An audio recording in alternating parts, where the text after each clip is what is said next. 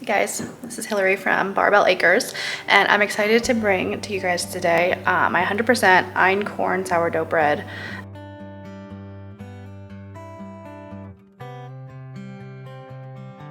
My family and I have been making sourdough. I started my sourdough starter about a couple years now. We started it from 100% Einkorn. Initially I was buying 25-pound bags of flour, and then recently, probably about maybe 6 months or so ago, I decided to invest in a mill. So the mill that we have is the Mock Mill 100. So right here, we put the Einkorn berries up top. And then this is actually the least expensive model. They make wood grain ones, and they're super beautiful, but I wasn't sure how it would go. Let's get everything together here. So I like to batch cook. I typically make 2 loaves is typically sufficient for my family.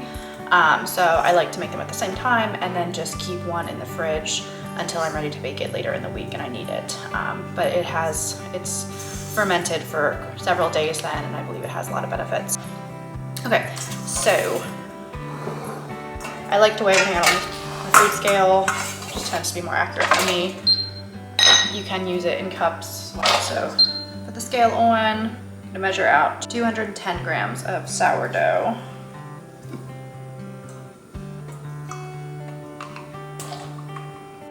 Okay, then we're gonna do about 12 grams, 10 to 12 grams of salt,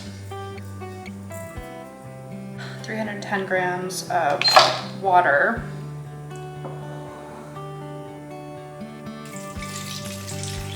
I'm going to need 545 grams of 100% whole grain that I just freshly milled Einkorn flour. All right, and then just gonna mix it. You can mix it by hand. I honestly find sometimes that works better. I do have this little dough whisk that I love. This will kind of vary though based off of the hydration of your sourdough, kind of even the temperature a little bit, so you might have to eyeball it, maybe add more water or more flour. It's pretty good. Just make sure the bottom is all mixed. I will say Einkorn is definitely a stickier dough as well. It was a little surprising when I started using it. I was like, is this right? Am I doing this right? But it definitely is stickier. So if you see that, you're not doing anything wrong. It's out. So I like to do beeswax wrap. I think that even works better than saran wrap. Or you can do a wet cloth, whatever works for you. And then I let this sit. All right, I'm gonna do my second loaf. Put that on speed, and then I'll come back. I'm gonna let them both sit for about 30 minutes and then I'll be back. So.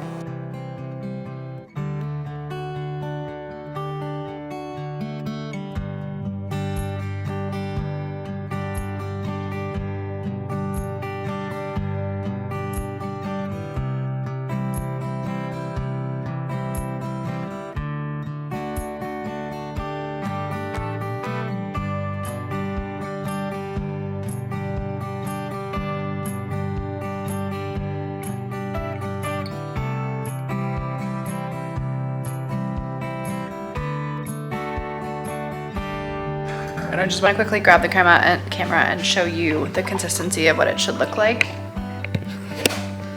So I like it to be nice and thick dough consistency, but I don't know if you can tell, but it's a sticky dough.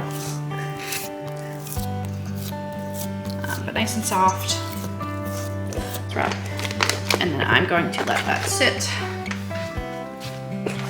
with the other one for about 30 minutes, and then I'll check back. It's been about 30 minutes, so I'm just about to do its first stretch and fold, and I'll show you what that looks like. But before I do that, I want to talk about some sourcing. So I get a lot of my large 25-pound bag of Einkorn berries from Azure Standard. I typically like to go to Azure or buy through Azure probably every other month. If nothing else, at least once a season, and it ends up being a pretty large order. I typically spend about $700 on one of those. We get our chicken feed through Azure, just a lot of our bulk baking ingredients, but one of the main things is salt and my einkorn berries. So, but I also do have, because we live in close to Lancaster County, Pennsylvania, I have a lot of Amish stores pretty close by.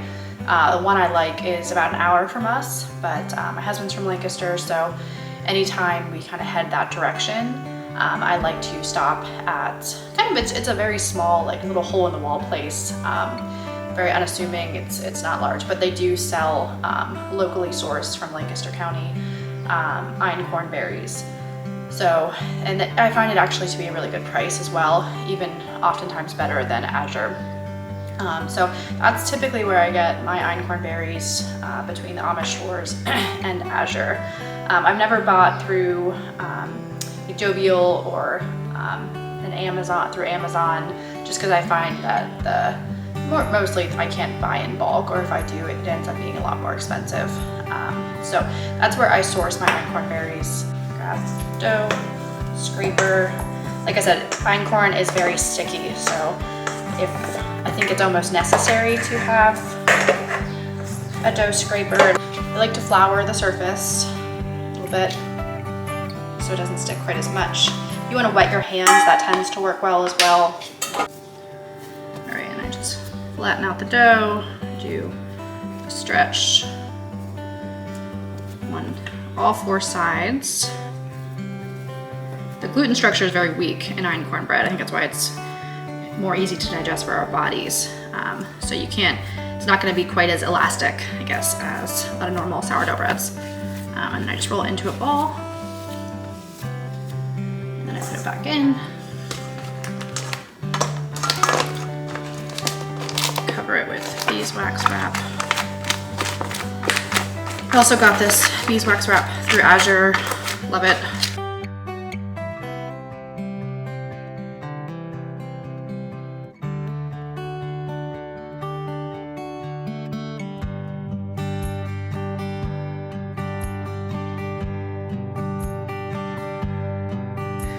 Okay, so I'm gonna do my next set of stretch and folds. So I'm gonna grab my dough.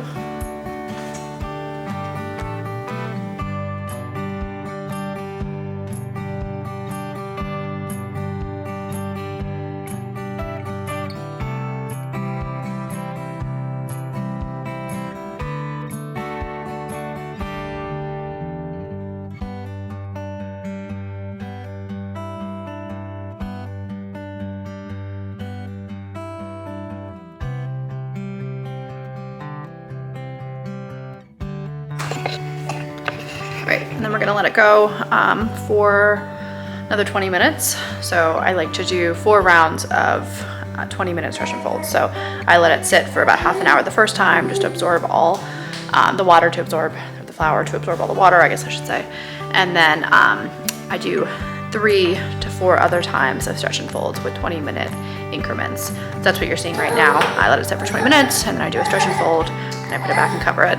We're gonna do our bulk ferment here in one other time. So, okay, so I'm gonna do my last stretch and fold now, and then I'm gonna let them sit for anywhere. I typically let them sit about 8 hours, maybe at this point, like 7, and then you'll see what I do next. But this is the bulk ferment.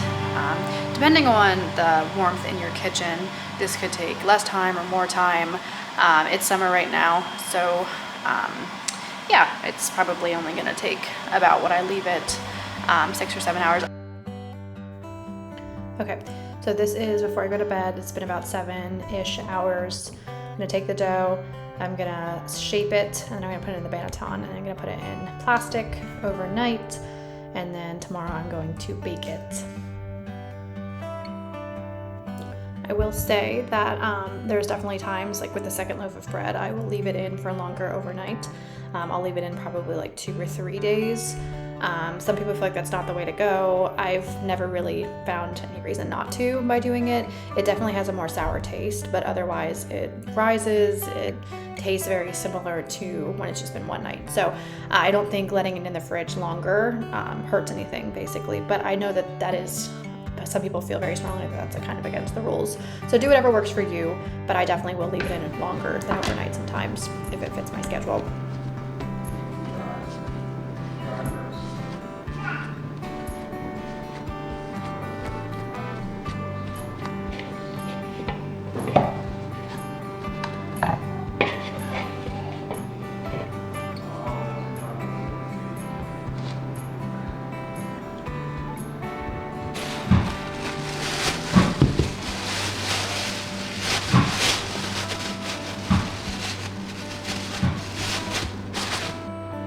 Okay, it's the next morning, so the bread has sat in there for about 8 to 10 hours, whatever works for you.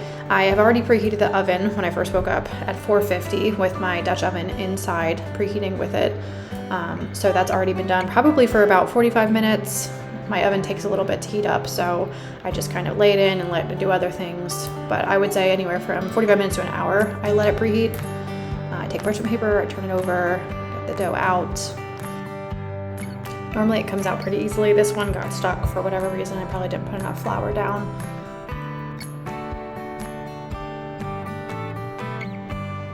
I'm just gonna do a really simple score here, just like an X or a cross pattern. You don't need to go too deep with einkorn, but you definitely could go more elaborate with the scoring pattern than I did here.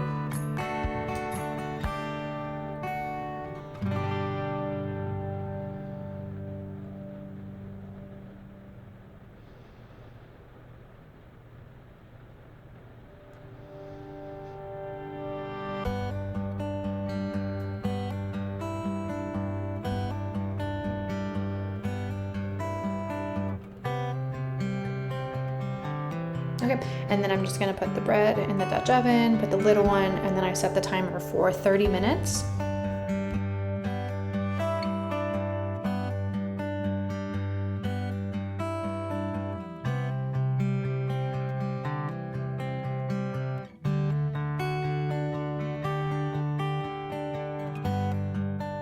All right, at the 30-minute mark, I like to take the lid off.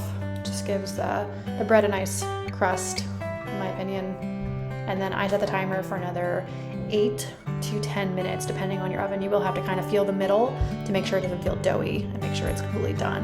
But at the 8 to 10 minute mark for my oven, it's typically pretty good. So here I'm gonna pull the parchment paper. I don't just pull the Dutch oven out, I pull the bread out of the Dutch oven to cool.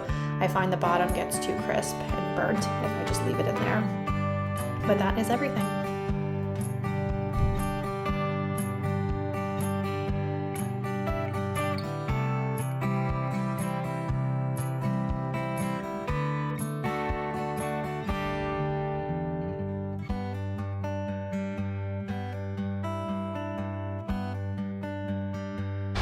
I'm gonna wrap that up here then. So this is how we make our 100% whole grain einkorn sourdough bread.